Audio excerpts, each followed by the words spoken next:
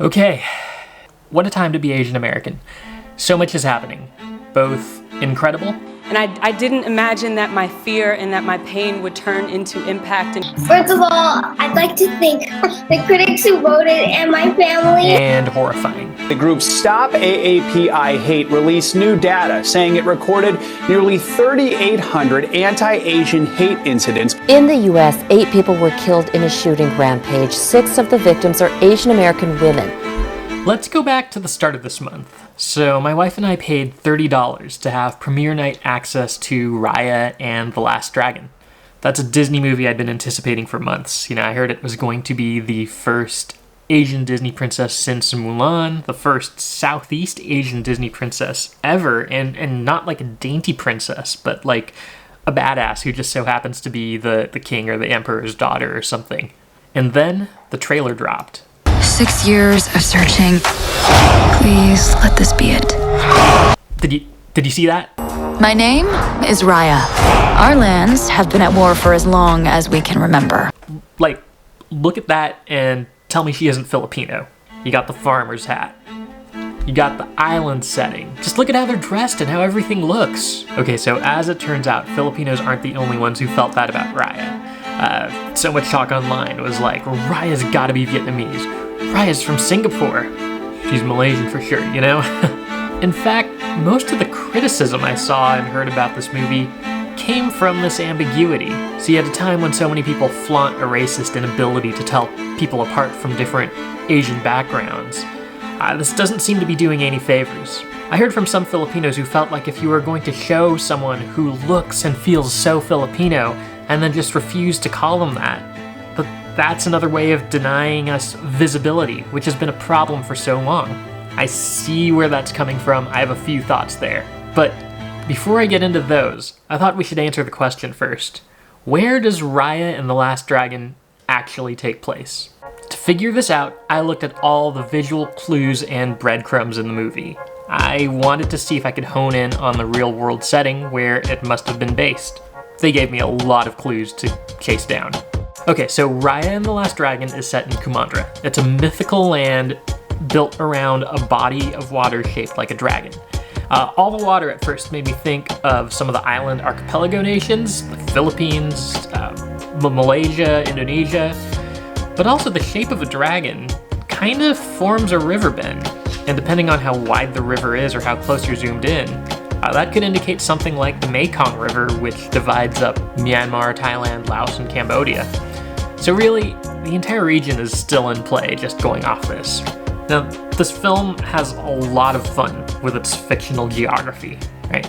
It divides Kumandra into these 5 regions: heart, fang, spine, tail, and talon, which are all parts of the dragon shape. And this division kind of made me wonder how some of these possible countries of inspiration have been divided historically. So originally, Indonesia was founded with 8 provinces. The Philippines kind of identifies itself around 3 main regions: Luzon, Visayas, Mindanao, North, Central, South. You've got Vietnam with 8 regions, and Malaysia with 6, and in each of these countries, those regions even feel somewhat arbitrary, because within them, there are all sorts of divisions culturally and linguistically and ethnically that don't quite add up. So looking at the countries of Southeast Asia, there wasn't an obvious one-for-one comparison. In fact, the only country that specifically divided itself up into 5 parts were the urban administration districts of Singapore, and that didn't seem right. So we know they've taken some more creative liberties. Still, it made me wonder if perhaps these regions were just inspired by different countries. Maybe that's how the breakdown goes. Thankfully, this movie is a quest movie, and it takes us through each of these regions one at a time. So we get a very good look at what they look like, and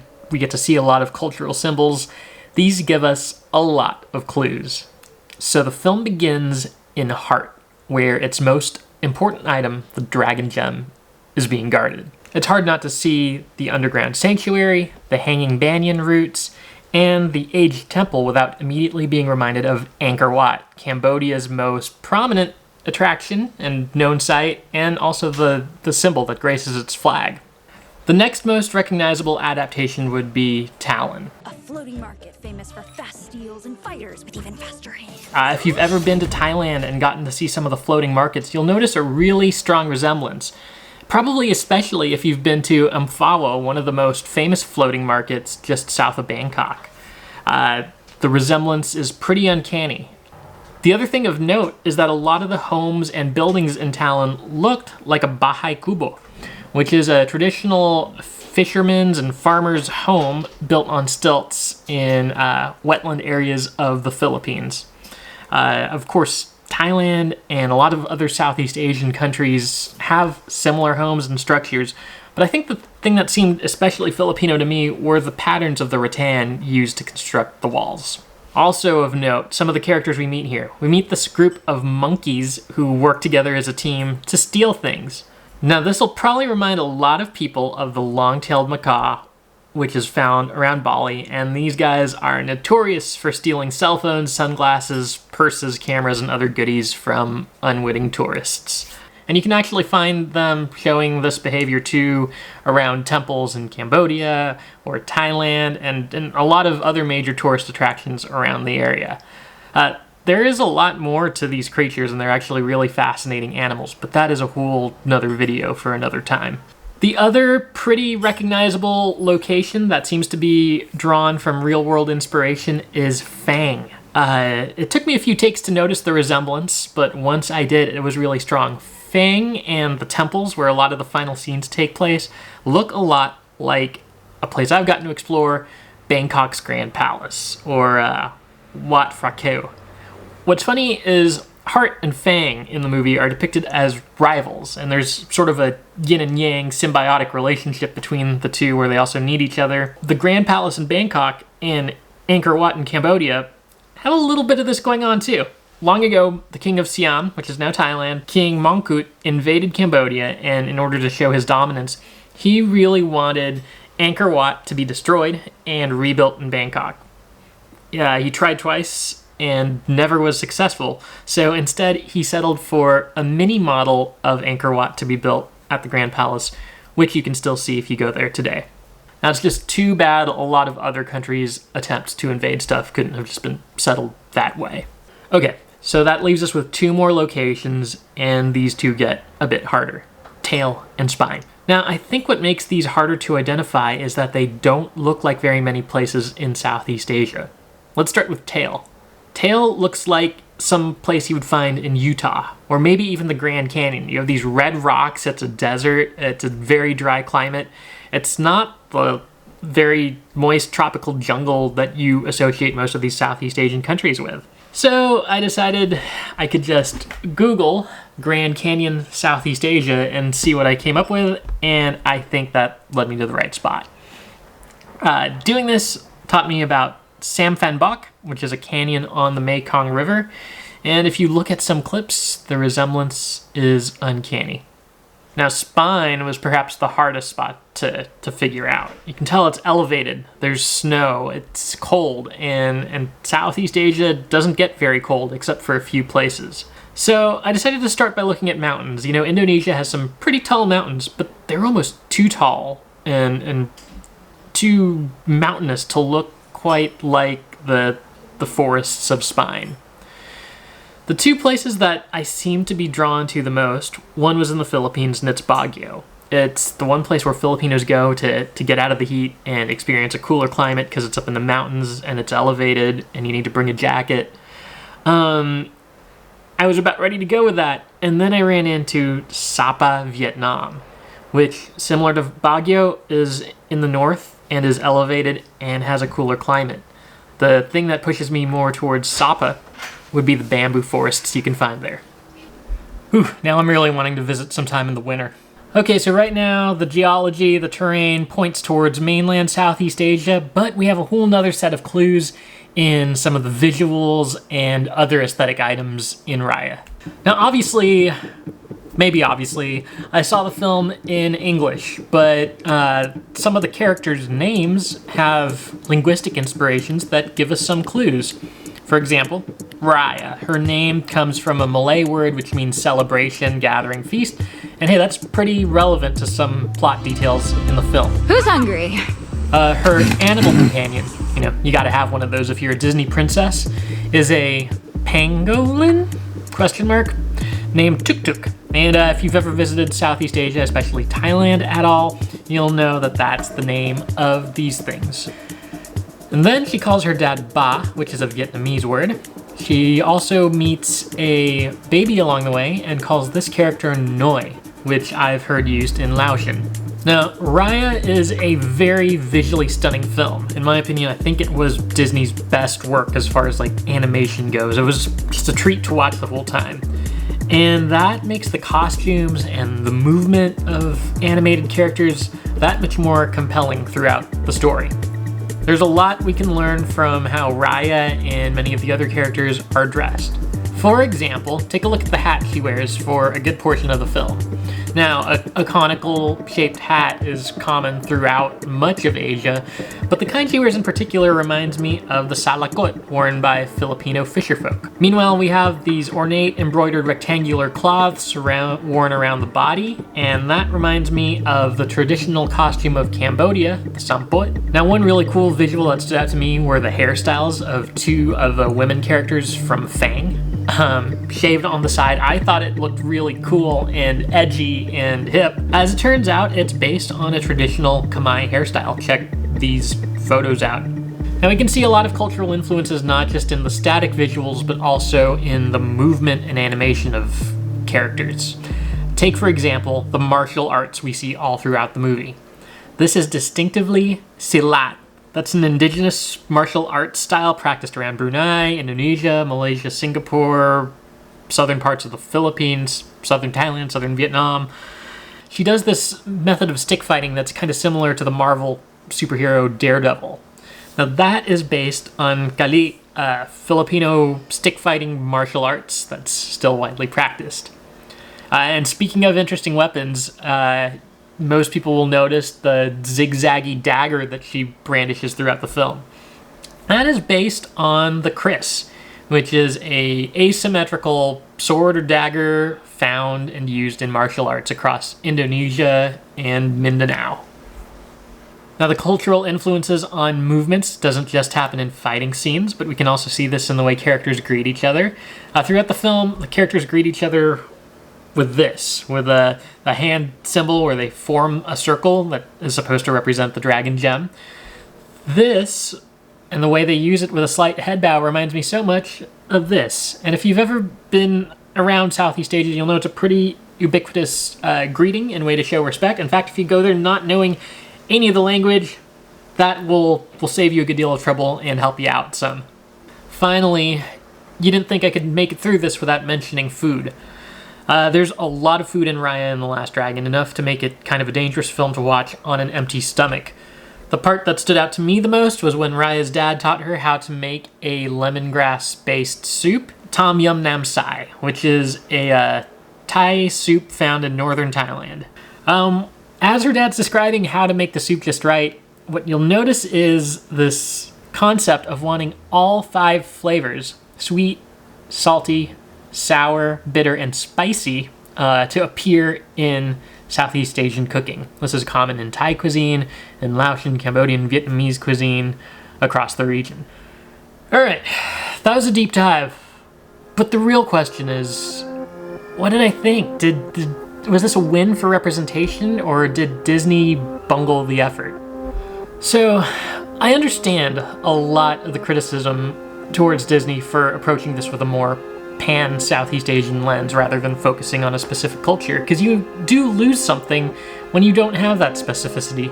A few months ago, Disney released their holiday advert special in the UK featuring a Filipino family, and just seeing some things that were undeniably Filipino was very heartwarming, and just it felt like everything right. One thing I think Raya and the Last Dragon pretty clearly could have done better is with the casting of vocal actors, specifically with casting more Southeast Asians. I really liked Kelly Marie Tran in the lead role. She's vocally proud of her Vietnamese heritage. But most of the other major voices came from actors of East Asian descent. I thought they did a great job. I love Benedict Wong and Awkwafina and Daniel Dae Kim and Gemma Chan. East Asians are also underrepresented in popular media, but there have been big wins for the Asian community more broadly, and representation in film. You have Crazy Rich Asians, you have Minari, you have Shang-Chi, and yet Southeast Asians have yet to experience very much of that at all. And this could have been a big opportunity for darker-skinned Asians and for Asians of other countries. The Philippines, Thailand, Vietnam have robust film industries. There's growing film industries in Indonesia and Malaysia. It might have been cool to see some vocal actors there. Yeah, I would have loved to see some of those actors from any of those film industries introduced to more crossover success. See, the thing is, Asians and Southeast Asians particularly have been underrepresented in media for so long that it's not possible to right this wrong in one single movie. Every movie you see that attempts to do this will have shortcomings. That's why representation, not just once, but regularly, repeatedly, over and over, really matters. If you place the burden on one single creative work to be representative of people, those aren't conditions for good creativity and for telling the story that needs to be told. This is a task that must be shared by a community of creators. But also, I do think there are instances where you see what, like, Black Panther and Wakanda could do for an image of Pan-Africanism and the empowerment of people across that diaspora. And I do think there's some similarities here. There's some differences, but there are some similarities. See, the question, where is Raya from, was never a fair question to begin with, much like, where are you really from, is always a loaded question. This movie incorporates elements from all over the Southeast Asian region, and it actually reminds us of some of the commonalities between the heritage and ancestry of each of these different countries. The Filipino salakot, like I mentioned, is not too different from a non la found in Vietnam or a kamauk in Myanmar. Earlier I said that the samput was from Cambodia, but it can also be found in Laos and Thailand and Myanmar. And all this is the case because Southeast Asia didn't always look like this. Before the Spanish and Americans took the Philippines, before the British took Myanmar, and France took these countries, and the Dutch went over here. The region looked a lot more like this. None of these national borders, just various indigenous tribes, occasionally interacting to fight, trade, or make treaties. It was through these interactions across history where words, beliefs, art, costumes, and all kinds of things spread. You'll hear the way that Indonesians greet each other good morning, selamat pagi, and you'll hear the way Filipinos say thank you, salamat po. And you'll remember that both these island nations were visited heavily by Arabic traders who would have greeted people with Salamu alaikum. You can see these roots taking shape in language, and also in food and costumes and so many other things. In both modern and ancient history, Southeast Asian countries both have different stories and the same overarching story. It's the story of tribes and trade, of folklore and fisherfolk, of tropical agriculture and colonization, and a diaspora that spreads all around the world. Different countries have been occupied by different colonizers. There have been different wars fought over different political ideologies and rulers. But the water that divides our islands and mainlands is as much of a connector as it is a divider. I think that a mindful film could explore the concept of a pan-Southeast Asian identity through this lens in a meaningful way. It could explore themes like being the same yet different, being distinct but united, and in my opinion, Raya did this pretty decently. You saw how each tribe had their own distinct costumes and cultural attitudes. We saw the different ecologies of each region we got to visit throughout the film, and at the same time, the movie's plot revolved around the concept of unity and trust. Raya's dad was much more of the idealist, who wanted to unite all tribes under some grand vision. And Raya, through experiences she had throughout her life and traumatic incidents, she was far more hesitant to be as trusting. This actually felt really personal to me, because I recognized the generation gap between how certain Asians and Asian Americans often feel towards things like assimilation, integration, or representation. Sometimes one generation moved to a Western country with a sense of hope and optimism that doesn't exist in their children's generation because they've seen how they and their parents have been mistreated. National borders don't tell the full story of our history. They don't even tell the full story of our present. Most of the borders you see on a map were drawn pretty arbitrarily by occupiers and Western powers. Across this landmass, made up of 5 countries, you'll find dozens and dozens of different ethnic groups and languages. You'll find the Karen, the Lahu, the Akha, the Rohingya, and you'll see that they aren't always represented with a delineated space drawn on a map. I appreciate these differences because they make this part of the world so diverse and culturally rich and beautiful. At the same time, I think there's immense value in realizing how our struggles for representation and for a more just world is interconnected and shared. Jose Rizal is the Philippines' national hero for leading a movement against the Spanish occupation. One of his visions was for a state that united people of Indo-Malay heritage. That's people from tribes all across this region. Decades after his death, and a bit after World War II, some leaders from the region started to act on that vision. They proposed the concept of Mafilindo, a union of Malaysia, the Philippines, and Indonesia.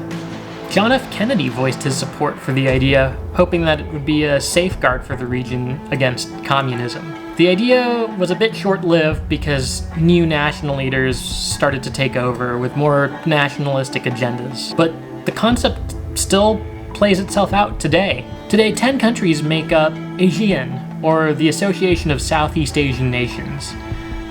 It's an intergovernmental union that solidifies the influence of these countries on the global stage. I think there's still so much more room to be explored, not just governmentally, but in culture and in all kinds of industries, of how efforts can be united across the Southeast Asian diaspora. I think there's ways to appreciate all the differences that each culture brings to the table, each culture within another culture, while still supporting each other in a quest for better representation and greater equity. Personally, I liked Raya and the Last Dragon a lot. I had a lot of fun watching it. It was a big, grand adventure, and I would watch it again. It's not a perfect movie, and no movie should have to be the perfect movie. We just need more of them, so each work of art can be what it is. Raya and the Last Dragon will be streaming more broadly on Disney Plus for free in the summer. But, so is it worth paying for early access, or should you just wait it out? You know, I think that when these movies do well, it leads to the possibility and the likelihood of more movies with greater representation being made. So if you can, I think that $30 is worth it. But if not, no sweat, catch it in the summer. Thanks for watching along here. I try and make more videos about travel, cultures, and sustainability. Be sure to give it a thumbs up and follow along. I look forward to seeing you. Take care.